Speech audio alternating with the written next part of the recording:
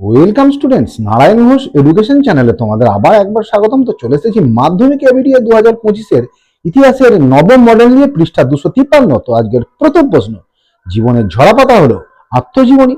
পরের প্রশ্ন, প্রথম নির্বাক চলচ্চিত্রটি হলো রাজা হরিশ্চন্দ্র। নেক্সট প্রশ্ন, বাংলায় ইংরেজি শিক্ষার জনক হচ্ছেন মেকলে। পরের প্রশ্ন, হিন্দু কলেজের বর্তমান নাম প্রেসিডেন্সি বিশ্ববিদ্যালয়। পরের প্রশ্ন, 19 শতকের নবজাগরণকে ঐতিহাসিক প্রতারণা বলেছেন অশোক মিত্র। পরের প্রশ্ন, নিজেকে ধরতি আবা বলে ঘোষণা করেছেন বিরসা মুন্ডা। পরের প্রশ্ন, ভারতে প্রথম নীলকর ছিলেন লুই বোনার্ড। চলে যাচ্ছি পরের প্রশ্নে, আনন্দমঠ কবে প্রকাশিত হয়েছিল? না 1872 খ্রিস্টাব্দে। পরের প্রশ্ন, দিল্লির শেষ মুঘল সম্রাট কে ছিলেন? না দ্বিতীয় বাহাদুর শাহ। পরের প্রশ্ন, 1857 সালের বিদ্রোহকে কার্ল মার্কস কি বলেছেন? না জাতীয় অভ্যুত্থান বা বিদ্রোহ। নেক্সট প্রশ্ন, পর্তুগিজদের প্রথম ছাপাখানা ভারতবর্ষের কোথায় স্থাপিত হয়? না গোয়াতে। নেক্সট প্রশ্ন, গোলদিঘির গোলামখানা নামে পরিচিত কলকাতা বিশ্ববিদ্যালয়। পরের প্রশ্ন কি? না ওয়ার্কস অ্যান্ড পেজেন্টস পার্টি গঠিত হয়েছিল 1928 খ্রিস্টাব্দে। পরের প্রশ্ন কি আছে? না ভারতের রাজধানী কলকাতা থেকে দিল্লিতে স্থানান্তরিত হয়েছিল 1911 সালে। নেক্সট প্রশ্ন, গণবাণী পত্রিকার সম্পাদক হচ্ছেন মুজফফর আহমেদ।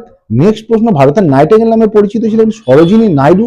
পরের প্রশ্ন, অ্যান্টি সার্কুলার সোসাইটির প্রতিষ্ঠাতা কে ছিলেন? না শচীন্দ্র প্রসাদ বসু। পরের প্রশ্ন, ভারতের বিপ্লবাদের জনক কাকে বলা হয়? না ভারতের বিপ্লবাদের জনক বলা হয় মহারাষ্ট্রের বাসুদেব বলবন্ত ভাতকে। পরের প্রশ্ন, রাজ্য পুনর্গঠন কমিশনের সভাপতি কে ছিলেন? না একে ফজল আলী। নেক্সট প্রশ্ন, তমস উপন্যাসটি রচনা করেছিলেন কে? না ভীষ্ম সাহানি। চলে যাচ্ছি উপবিভাগ 2.1। প্রথম প্রশ্ন, ব্রাহ্মিকা শাড়ি পরার পদ্ধতির সূত্রপাত কোথায় হয়? না ঠাকুরবাড়ির নারীদের কাছে। পরের প্রশ্ন, বঙ্গমাতা ছবিটি কার আঁকা? না গগনেন্দ্রনাথ ঠাকুর। পরের প্রশ্ন, হিন্দু প্যাট্রিয়ট পত্রিকা কোন বিদ্রোহকে সমর্থন করেছিল? নীল এবং সাঁওতাল বিদ্রোহ। পরের প্রশ্ন, ভারতের প্রথম মহিলা চিকিৎসক কে ছিলেন? না ভারতের প্রথম মহিলা চিকিৎসক ছিলেন কাদম্বিনী বসু অর্থাৎ কাদম্বিনী গাঙ্গুলি। চলে যাচ্ছি পরের প্রশ্নে, চলে যাচ্ছি ঠিক ভুলে। জগদীশচন্দ্র বসু বসু বিজ্ঞান মন্দির প্রতিষ্ঠা করেছিলেন, এটা সত্য। পরের প্রশ্ন, তিতুমির ওহাবি আন্দোলনের সঙ্গে যুক্ত, এটাও সত্য। পরের প্রশ্ন, বাংলার মুকুটহীন রাজা বলা হয় সুরেন্দ্রনাথ বন্দ্যোপাধ্যায়কে, এটাও সত্য। পরের প্রশ্ন, নব্য বেদান্তবাদের উদ্ভাবক স্বামী বিবেকানন্দ, এটা হচ্ছে অশুদ্ধ। চলে যাচ্ছি স্তম্ভে।